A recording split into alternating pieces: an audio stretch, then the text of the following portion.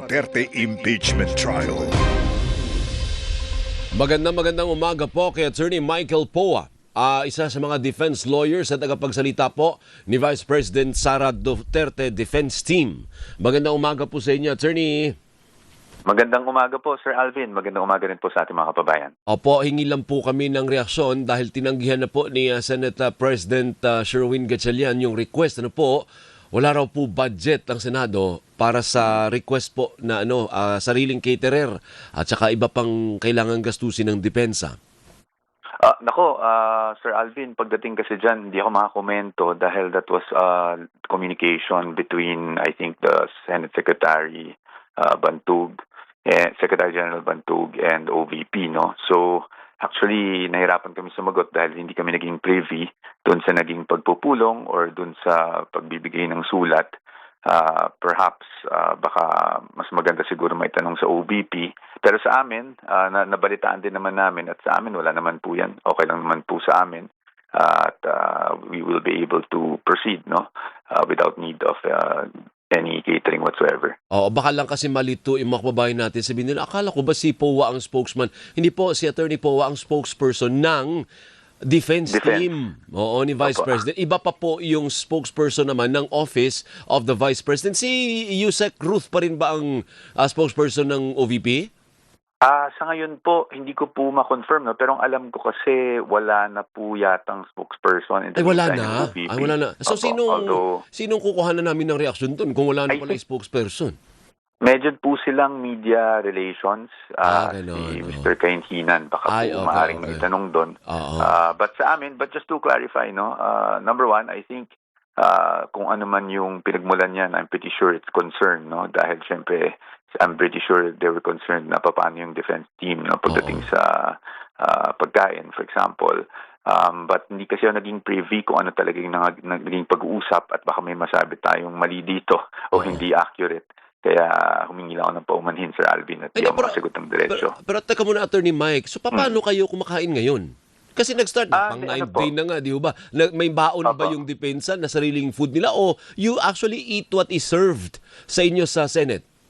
Wala naman po kasing sineserve yung Ay, wala Senate, ba? No? Akala ko may nakikita ako mga waiter minsan pag may hearing, parang nagbibigay ng mga pagkain eh. So sa depensa walang ganon. Kanya-kanya po yun. I think yung sa prosecution may sarili sila, yung sa depensa meron din kaming sa amin, no, na kasi pag narinig mong caterer parang medyo ingrande yung dating, but I think it's just pagkain talaga. Meron naman kami nun, but yun, no, yung Senate wala po kasi silang binibigay, but that's very much understandable, no, kasi syempre kung papakainin lahat doon, I'm sure that will entail some budget. Akala ko talaga, Attorney Mike, pinapakain lahat doon. Kasi pag nakikita ko, pag may hearing, nakikita mo, di ba, may waiter na para umiikot-ikot, may binibigay na pagkain. So, hindi pala lahat pinapakain. Hindi po. Nung pre-trial po, just to clarify, kasi I also don't want to put the Senate in a bad light or anything. Nung pre-trial po, meron po, no, na bibigyan po kami. Pero itong trial, wala po kasi, no. So, perhaps that was one of the triggers of the communication. Pero nonetheless, hindi naman po issue 'yan. I think I think yung pagkain madali na lang po 'yan. Yung na lang po, no. Ang mas pressing issue sa amin ay yung legal issues. Tama naman because you are with the defense team, But just to put the matter to rest. So ngayon, pag kailangan ng pagkain ng any member of the defense team, kayo ang nagti-take care noon. Pera ninyo o hindi pera ng bayan, pera ninyo ang ginagastos pag nagutom. Opo, sa amin po ngayon, no, wala naman po kasing sinusupply yung Senate. So kanya-kanya po 'yan. Na pagkain. Ay, mukhang may pera naman si Poa. Kayang-kaya niyang bumili ng Jollibee o ng McDo pag nagutom siya. Di ba, Attorney Mike? Actually, ang tanong po talaga dyan is kung nakakakain ba o hindi. No? Dahil siyempre, minsan sa stress mo, hindi ka na rin nakakakain. Hindi, pero pa rin hindi ka pa naman pumapayat ng todo, Attorney Mike. Okay lang yan. Kumakain pa rin naman. Mahirap yung pumayat ka eh. Masama din sa katawan pag sobrang payat. Anyway, but seriously speaking, meron pong nag-survey ang social weather stations, Attorney Mike, nung June, 70% po ng respondents ang nagsabing dapat sagutin ng Vice Presidente ang reklamo hinggil po sa katiwalian. What do you say? Well, sa akin naman po, kumbaga, natural naman po na gusto nating masagot no, ng kahit sinong public official yung mga ganyang allegations. And that's why we are here sa impeachment, para po sagutin talaga lahat yan. No? So, yun naman po ang trabaho talaga natin, and that's what we're looking to do dito sa trial. O, buti nabanggit mo yung trial, Attorney Mike. Naalala ko lang, may binanggit si NBI Director Matibag nung last time na hearing na ang sinasabi niya, hindi naman kailangan patunayan na may kinontrata ang Vice Presidente. The fact na may sinabi siyang banta is already enough to prove in this impeachment trial. Kasi criminal daw yung pinag-uusapan pag doon na sa mga kinontrata. Ano ba talaga anong gusto nang sabihin naman ng defense pag ganun ang reasoning ng prosecution?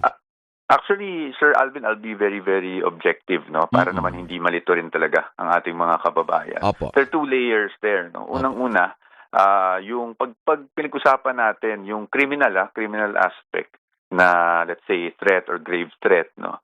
Talaga namang ang elemento niyan, hindi mo naman kailangan patunayan na may kinontrata, although you have to show that there was some sort of persistence dun sa pagbabanta, no? So hindi lang basta may pagbabanta, pero dapat may persistence rin. Kumbaga, gusto talagang ituloy, no, kung ano man yung ibinabanta. Pero pagdating sa pag-hire ng isang alleged assassin, talagang hindi naman siya elemento. Yung pangalawang layer dyan, this is an impeachment proceeding. So, definitely, kung yung pagbabanta ay isang impeachable offense, kung siya by betrayal of public trust or high crime or whatever, no, is really something naman for the impeachment court to decide on. But pangatlo, yan din yung talagang bagay that we are putting at issue, no, yung mismong characterization na yung naging utterance ay pagbabanta. Kaya sa amin, no, gusto namin sanang mahingi sa ating mga kababayan na hintayin rin naman na panahon naman ng depensa maglabas ng ebidensya para mabigyan natin ng tamang konteksto ang mga bagay-bagay. Pero yung depensa po ba, Attorney Mike, ay balak na isa lang din sa witness stand ang Vice President so that siya mismo ang magsabi na hindi ako nagbabanta.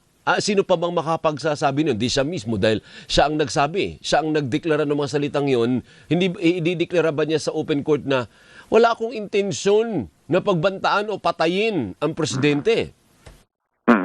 Well, naintindihan namin, no, yung ganyang tanong, Sir Alvin, pero sa ngayon talagang hindi pa namin masasabi, no, with certainty kung siya ay iupo natin sa witness stand o hindi.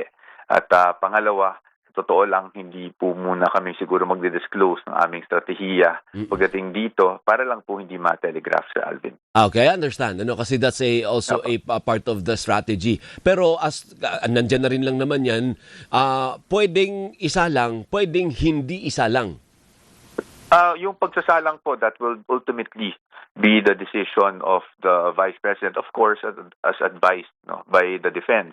Kasi kami naman po yung talagang, kumbaga, ay pwedeng magsalang sa kanya dahil ang posisyon natin ay syempre na yung pagdating sa kabila ay hindi siya pwedeng masabina, no, dahil meron tayong mga karapatan under our constitution. But yung kung isasalang o hindi, sa ngayon, and I'll be very honest, no, hindi pa namin, wala pa kaming decision on that.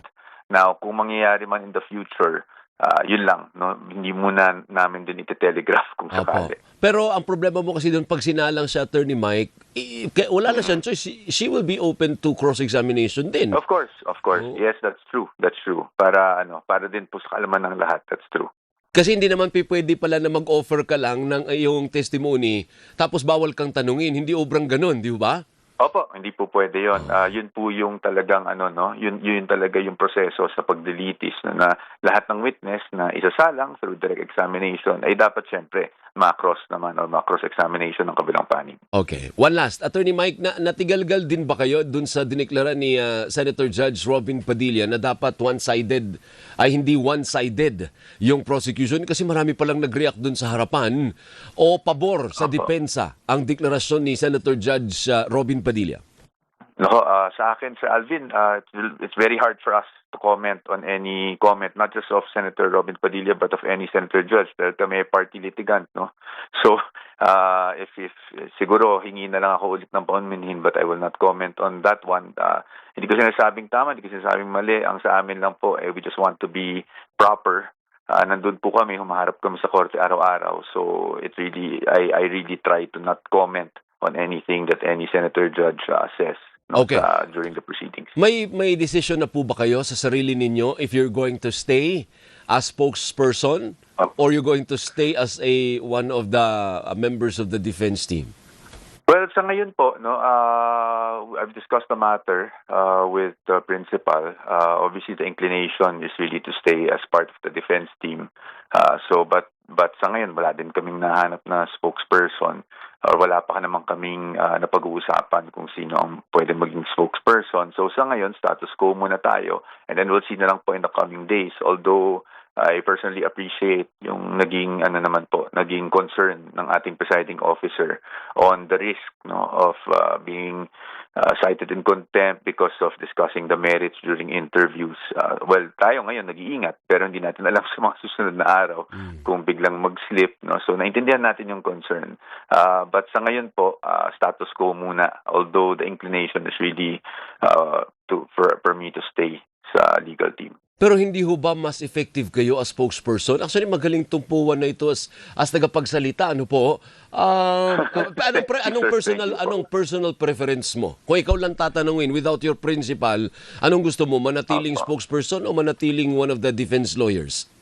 Well, sa akin po, talaga, I was really, before I even joined DepEd, talagang lawyer talaga ako by profession. So, I think that's the part where I'm most comfortable with. But, ang hirap mag-decide dahil for the past how many years ako naman po ay naging spokesperson din sa iba't ibang capacity, no? Yes. So sa akin it was important for me to consult kasi kung saan tayo makakatulong, siyempre doon tayo dapat, no? Hindi na dapat kung ano yung preference, but saan tayo makakatulong, although I think ganun din naman po ang preference for me to stay in the legal team. Pero kamo yung inclination ng principal ay towards you staying as one of the lawyers of the defense team.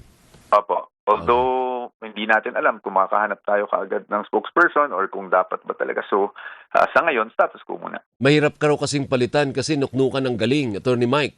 Hindi naman po. Hindi naman po, Sir Alvin. Hindi naman po, Sir Alvin. But, magaling na, mabait pa si Michael Poa. Sa totoo lang, no? Salamat po, Sir Alvin. Mabuhay ka, Attorney Mike. Mabuhay rin po kayo at magandang umaga po. Magandang umaga. Si Attorney Michael Poa po ang isa sa mga defense lawyers at tagapagsalita po ng defense team ni Vice President Sara Duterte. 7:45, mag-commercial ulit po tayo. Senate President Sherwin Gatchalian sa pagbabalik ng Gising Pilipinas Energy on a Friday.